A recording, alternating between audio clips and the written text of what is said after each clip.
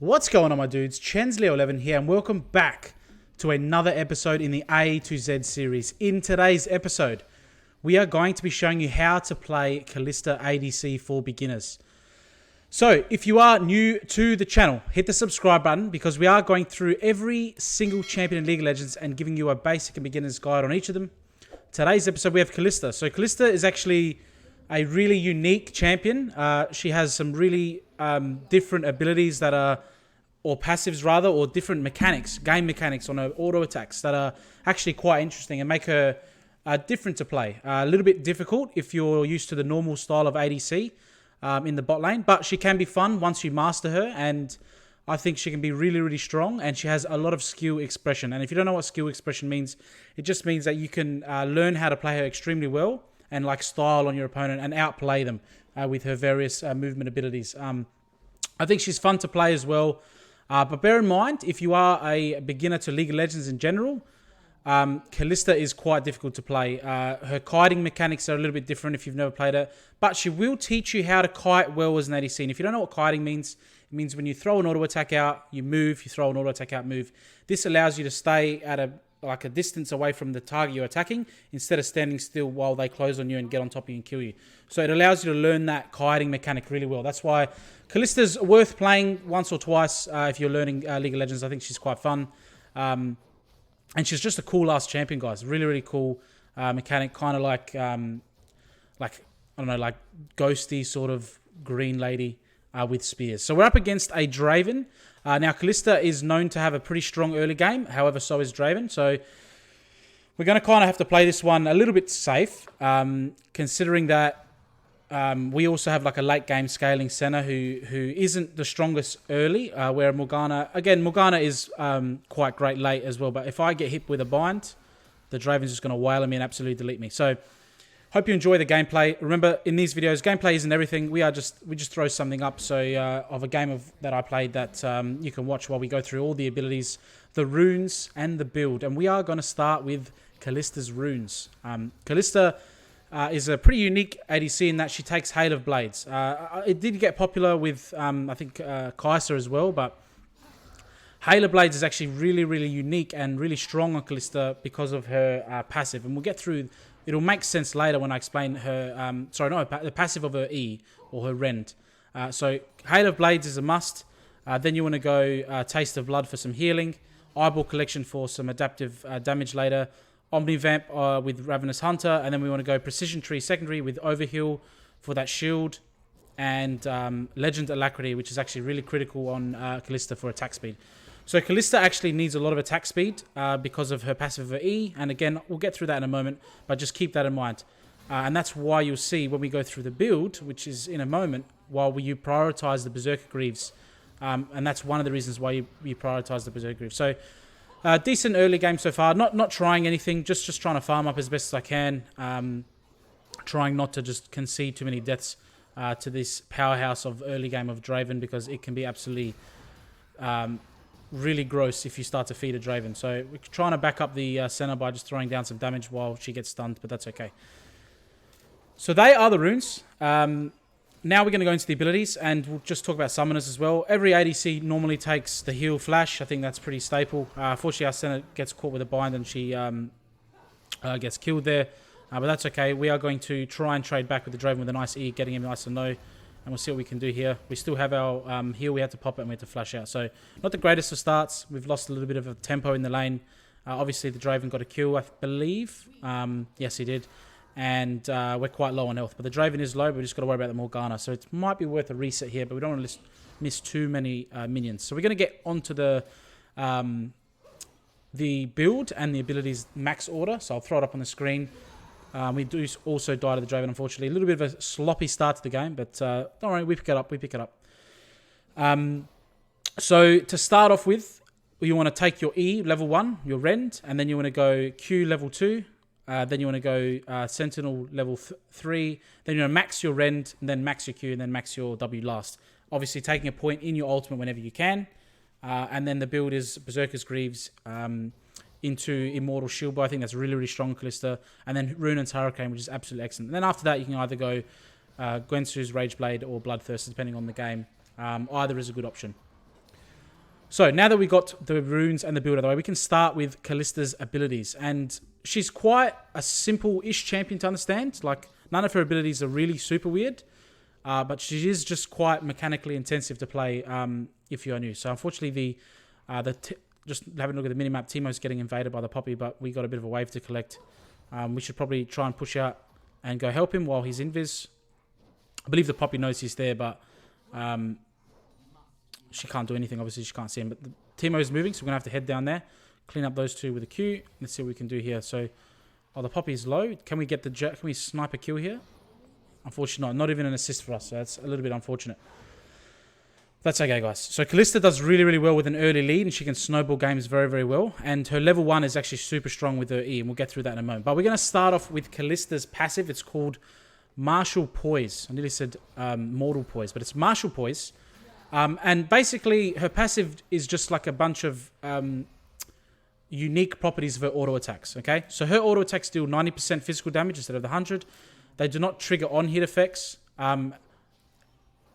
nor damage. So no on-hit effects or damage if the auto attack, like if you're target auto attacking, you lose sight of them. So you can actually dodge Kalista's auto attacks, which is quite unique. Normally you can't dodge auto attacks at all. Poppy's going to gank here. We're going to see what we can do just to fend off this gank, and then we're going to go continue on with the Q, the passive. So we get a nice rend off and chunk the Poppy out. So she has an uncancelable wind up. So once she's like in the action of throwing her spear, it has to go off. Her wind up is reduced by 0.5 seconds instead of 100% when you get attack speed. So all these things just mean her auto attack's a little bit different, a little bit weaker. But the big thing about Kalista's auto attacks, and you see it there, every time you auto attack, if you issue a movement command straight after the auto attack, you do a little hop. Okay, and there it is there, and I've been doing it throughout the game. You would have noticed. If you ever played with a Kalista or against the Kalista, you would have seen this. So Kalista has this unique property where she can hop between auto attacks. Now, not only is that cool to look at, it's obviously really strong in the game. It allows you to reposition yourself and get into the little pockets where you need to trade or something like that, or get close to the champion if you want to lay down some damage. This is why Kalista is hard to play. This is something you need to master. It is something you won't pick up and do well straight away. You will dash into the enemies when you don't want to on accident, especially when you're learning her. But it is something you can work on and get better at. So unfortunately, the center dies again there. So a little bit of a slow start to the lane, but we will come back. And we're doing okay with CS against the Draven. We're only a few minions down, but we still got to collect this whole wave. So I guess we're kind of even. Unfortunately, he's just got the 2 kills, but then remember, Draven gets his passive gold income. We have a video on Draven as well, on the channel as well. So you can check that out. A little bit old at this point, but go through the abilities. His abilities have not changed. So now this dash distance that Kalista is performing is affected by your boots. Okay, so if you have boots, you dash a little bit further, and if you have tier 2 boots, you also dash even further. So that's why you rush the tier 2 boots. On top of the attack speed reasons why I said earlier. So we're going to try and trade onto this Morgana, and you can see the Halo Blades proccing there. We get 3 quick autos and then a Rend.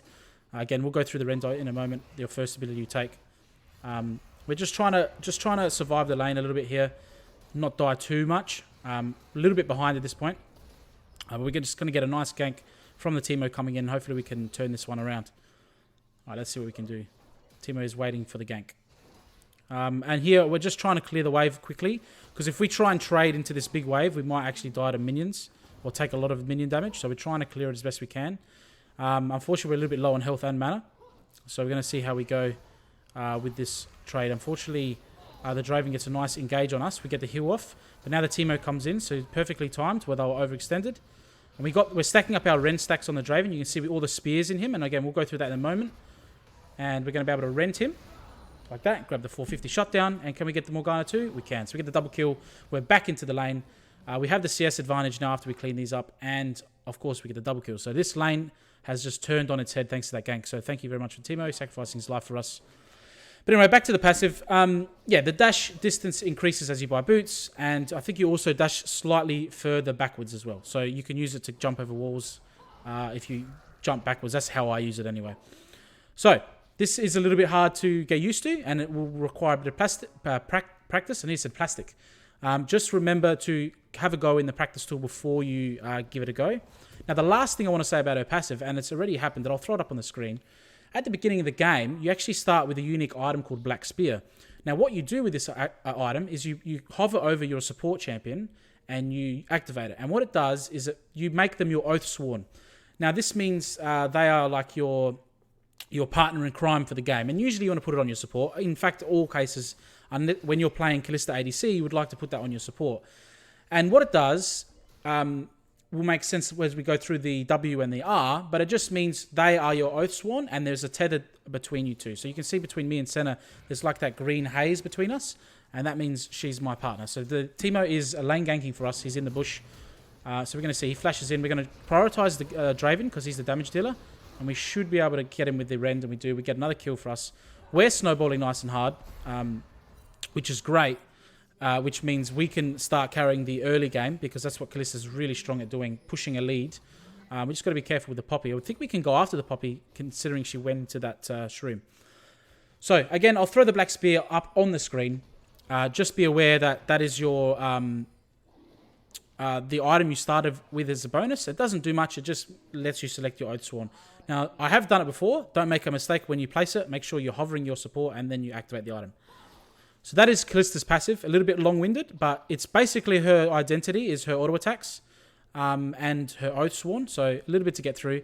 And now the rest of the abilities are a little bit simpler to get through. So we're just going to try and take this dragon. As we have secured bot priority, our jungler is here. Mid lane is pinging on the way as well. We know Poppy's in the area, so we're going to have to make sure we can smite this. And I will say this quickly now, and I will mention it later. Kalista's actually really good at taking neutral objectives because she has like almost like a built-in smite. We save our center with our ultimate, and we'll go through that in a moment, and we end up getting another kill against the jungler, which is actually doing well. So we're 4-1 here, 61 CS at 12 minutes. Not the best CS numbers, but the 4 kills is helping our income. We're getting a nice way into our first Immortal Shield Bow item, and we do have our boots, so we're doing quite well. So now we're going to go through Kalista's Q. It's called Pierce. Now, Pierce is your second max, and it's quite a straightforward ability. Basically, Kalista throws out a spear in the target direction. I'll have a video of it in the top left, dealing physical damage. And that's pretty much it. It applies a Rend stack. Now, I want to quickly mention one thing about the Q that you might not know. If the Pierce kills the target, the spear continues onwards, and it transfers any of that target's current Rend stacks. And I know Rend, it's hard to explain to know what a Rend is. But basically, it's all these spears that you're leaving in the enemy champion when you auto-attack them. You can transfer all those stacks to the next target you hit. And these Rend stacks continue to transfer as the spear goes through and kills the targets. So what you can do is you can stack up your Rend stacks on a minion and then Q it. And then if your Q goes through the minion, kills the minion and hits the enemy champion, you can transfer a few Rend stacks over and then get a nice burst of damage. Now, I understand that it might be a bit confusing because we haven't gone through the E yet. But just a quick summary of the E so we're not completely lost. When you auto-attack, you leave spears in the champion, and you can see it when I did that cannon, see the spears, and then you can activate E to rip the spears out and consume all those Rend stacks and do a burst of damage. But we will obviously go through the E in much more detail later on. So that's the Q, very simple. Now, the best thing about the Q is that you can also use the Q for that dash, for your martial poise, right? So if you Q, you can immediately issue a movement command and dash. So if you're up against the wall, you can Q forward and dash backwards over walls. So that's how you can dash over walls as Kalista if there's no direct thing to auto-attacks. Because you can't just auto-attack nothing in League of Legends. But you can just use your Q and jump over a wall if you can. It's a little bit tricky to do, and I definitely recommend giving that a practice. I still stuff it up most of the time, but the one time it does work, it's actually really, really helpful. But just keep that in mind. Again, you can Q forward with a dash to help close the gap if you're trying to collapse on a target as well. So that's pretty much all you need to know about the Q. You can use it in lane for a bit of poke. I use it to finish off some minions if they're low. I used it just there to close the gap on the Morgana. And you see the trade we're going here. We use the E. It's a nice center shield there. That's actually saving. That's a great ultimate. And we get the double kill there. So Senna redeeming herself there with a couple early deaths with a fantastic clutch ultimate. Allows me to win the trade against the Draven. I lost vision of him in the bush, and I should have. And you need to make sure you do this. Once you have a ward, if you have a ward available, put it in the bush in the fight. It's a little bit hectic and you might forget, but that makes a big difference. Because if you lose sight of an enemy, you can't auto attack them. And Kalista, in specific case, if they enter the bush while your auto attack is traveling, they don't take the damage. So it's even more important to use the ward in that bush in that situation. But it worked out okay thanks to the beautiful center ult. So that's a Q. Now we're going to go through Kalista's W as we pick up our Immortal Shield Bow. Great start. We're doing quite well here, 6 and 1. And we have our boots as well. And we've switched over to the Farsight ward, which is something I recommend always doing when you play AD carry when you hit level 9. You don't really want to be walking into a bush to place a ward. You'd rather just place the ward from a safe distance because you tend to be squishy and a high priority target for the enemy. So if you're just walking into bushes without vision, you're going to end up killing yourself. So that is that's just a little bit of a tip there when you hit level 9 on pretty much every AD carry. Okay, so the W has 2 parts. The first part is a passive, and in my opinion is the most important part of the W. The second part is an active. So we'll go through the passive first. Now the passive is called Soul Marked. When Kalista and her Oathsworn are tethered, their basic attacks and Pierce, which is your Q, apply a Soul Mark to their enemy. Now the Soul Mark kind of looks like crosshairs if you've ever played first-person shooters around them. And I want to... obviously, Senna's not here, so I won't apply it because she's too far away. But basically, it marks the enemy with another mark. So it's 2 different marks you need to pay attention to when you're playing Kalista. Obviously, the Rend stacks. You can see the 2 spears in Draven right now. He's pretty much finished because we've got... we can close the gap with jumps. So you can see how we're kiting towards him. And then we can Q forward, which we screw up, but then we just Rend him. Unfortunately, we get baited a little bit by the Draven, and we get shut down by the Morgana, fortunately, who isn't going to use the gold as well as the Kled. So a little bit of a silver lining there to our death. But yes, they become soul marked when you auto attack them, or if either you auto attack them or you get hit with the Q. And then if both the soul marks are applied to the same target, so essentially if you and your Oathsworn attack the same target, within 4 seconds, they take a burst of bonus magic damage. That's pretty much all you need to know about the W's passive. You will see it. Let's have a look at this fight here. Beautiful Silas engaged there. The decent center ult too to get the shield. Unfortunately, I've gone off the action there, but we end up getting the kill. I'm just prioritizing the dragon. I want to make sure we get the dragon. I'm thinking about warding it as well. Have a quick look at top lane. Pushing out beautifully. Aurelia will definitely outscale the Pantheon, so good news there. And there's my ward there. So that's what I mean with the AD carry with that far side ward. You can just ward very far distances to make sure you're not going into danger to ward. Obviously didn't need to ward there. It's just something I did. All right, beautiful. We get the dragon. Any other mentions I want to say? You can have a look at the numbers specifically. It's bonus magic damage that scales. That's percentage on the target's maximum health. So it's really good at shredding high health targets. It's applied as an on-hit effect. And if it's a minion and they're below 125 health, it also executes the minion. So it just helps a little bit with CSing. But that's minutiae. You don't need to know all that detail. Just know that if you both attack the same target, so you can see we're attacking the Kled here. I want to see if that pops up. So actually, we're just trying to get as many Rend stacks onto the Kled as we can, so we can Rend as soon as he gets dismounted, and he does. So we go onto the Poppy now, and Silas is here with us, and we got our Rend coming up soon, so we can just Rend. Unfortunately, the poison are just outside of the range of the Rend, so I couldn't push the E to steal the kill. Kalista's actually super good at stealing kills, which is amazing. Because you can just push your E to get the kill. It's amazing. It's really, really fun. But yeah, that's basically... I will show the passive in the... it would have been shown in the laning phase quite extensively with those on-hit effects coming on. A little bit hard to point them out in a team fight. Now, the active portion of the W is quite unique. Now, Kalista summons these Sentinels. They're like floating heads with long hair, and they basically scan the environment and look for... they provide vision. I haven't done a great job of using them a lot this game, and that's actually really bad on my part because we've had decent vision in the river. Normally, I like to throw one up the river because it'll like patrol an area like old school World of Warcraft, the strategy game. How you can set your troops on like patrol, and it'll just walk up and down. And as soon as it sees an enemy target, it'll like scream, and you'll get a ping. You hear a ping noise. So it's actually really, really helpful, and I don't use them enough because I just like to deal damage when I'm playing Kalista. So let's have a look at what we can do here. Kled and Poppy actually counter Kalista quite well because Poppy can use her ring, and we can't dash because we'll just get stunned. And Kled, if we stack up all our Rend stacks and Rend him he'll just dismount and he won't die, which is actually quite frustrating. So what we can do is stack up as many Rend stacks as we can on the Kled and then Rend him once he becomes dismounted. So these little things just come with experience, something you need to keep, pay attention to when you're playing Kalista. That's basically it. The Sentinel goes up and down, patrolling, granting sight. That's pretty much all the W. I will show an example of the head in the top left of the screen. Haven't done a good job of showing it in this gameplay. Quick mention of what's going on in the gameplay. We are just trying to, get mid-priority, make sure we're getting all the objectives. We can see here we turn straight onto the Draven because my team's going to get the Kled. We end up snagging the Kled with an auto attack, and then we just absolutely murder the Morgana with a nice ultimate slowing her.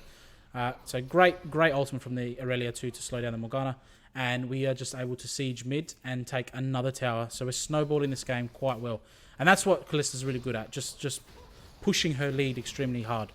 Now we're going to go through the E, which is the most important ability in Kalista's kit, in my opinion. It's the Rend.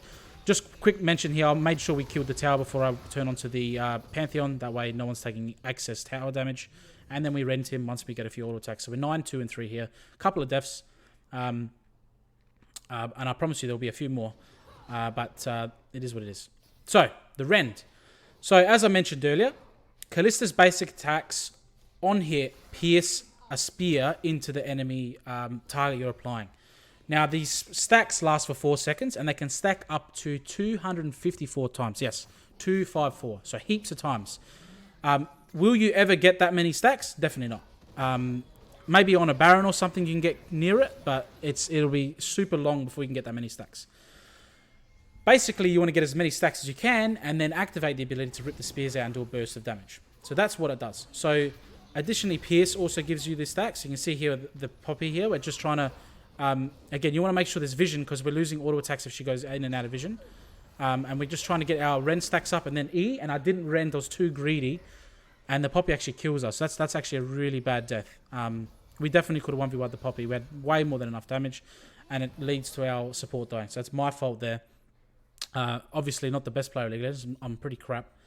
But just as long as you understand the mistake, at least we can learn from it, right? So, Rend earlier.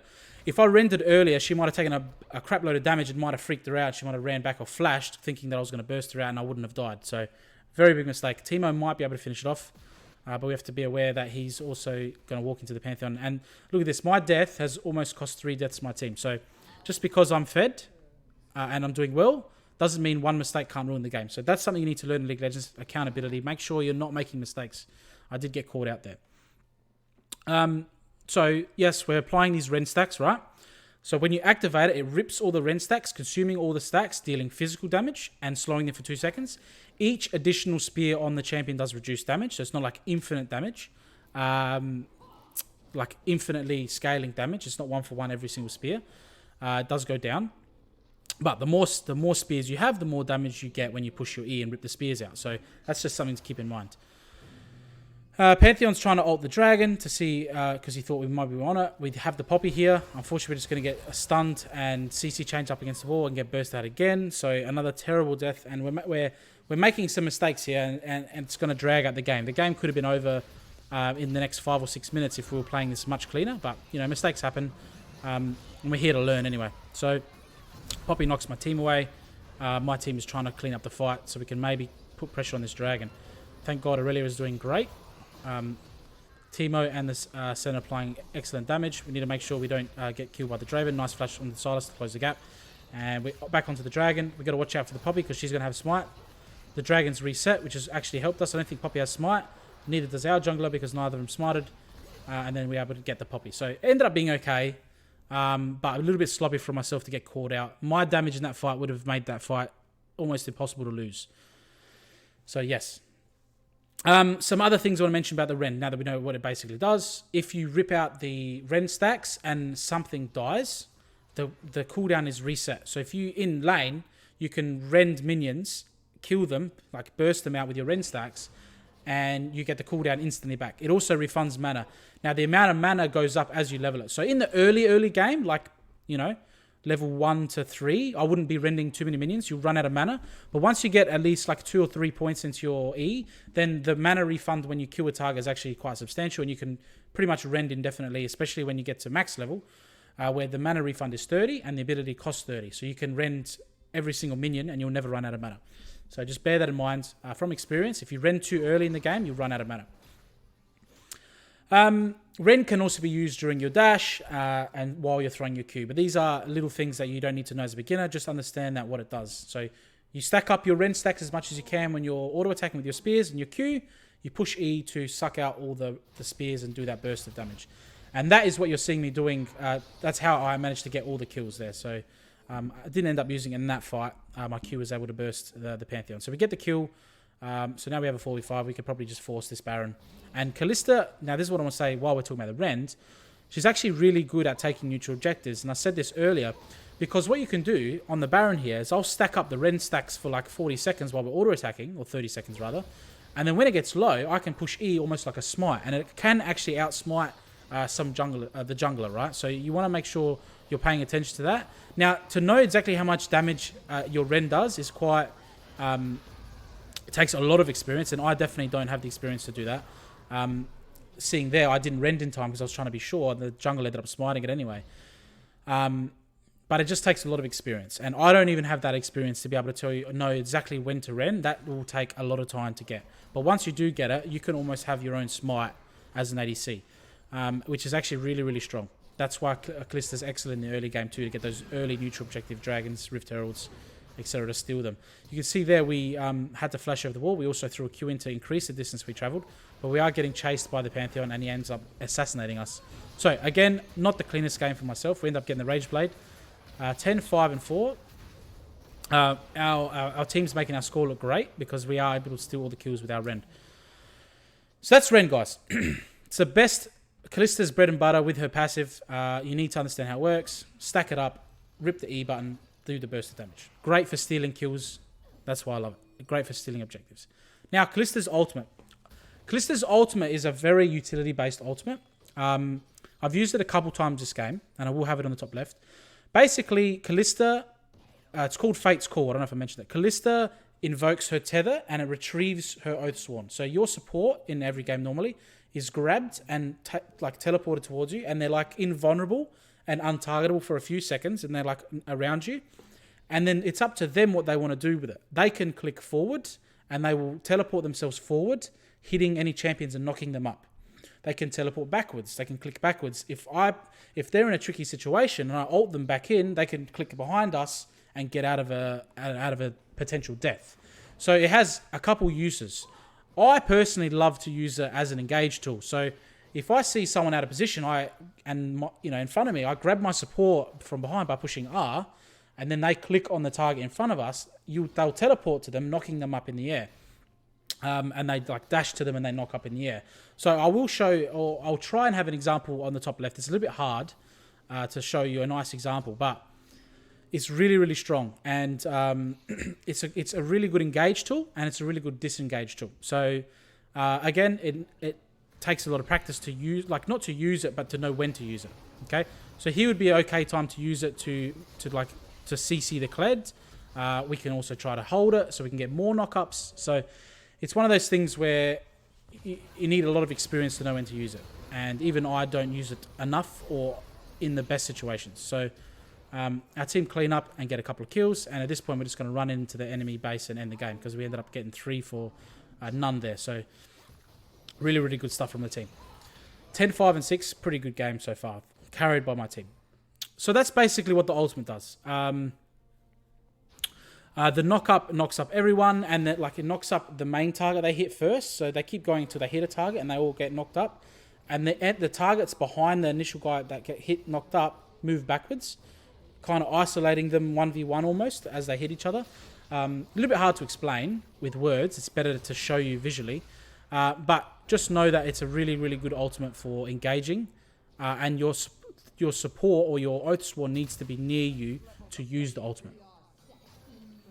I think I used it in the Baron Pit to try and CC the Kled, but I think we missed him. He ended up just dodging out on the knock-up. So it is what it is. End up taking a couple free tower shots. If you're familiar with the series, I love to do that. It's my thing that I do all the time, just randomly take tower shots. Alright guys, so what we're doing here is, after we've gone through the abilities, we'll just quickly mention what we're doing in the game. At this point we're very far ahead. We've got priority in the bot lane now. And we're just trying to pick fights to try and end the game.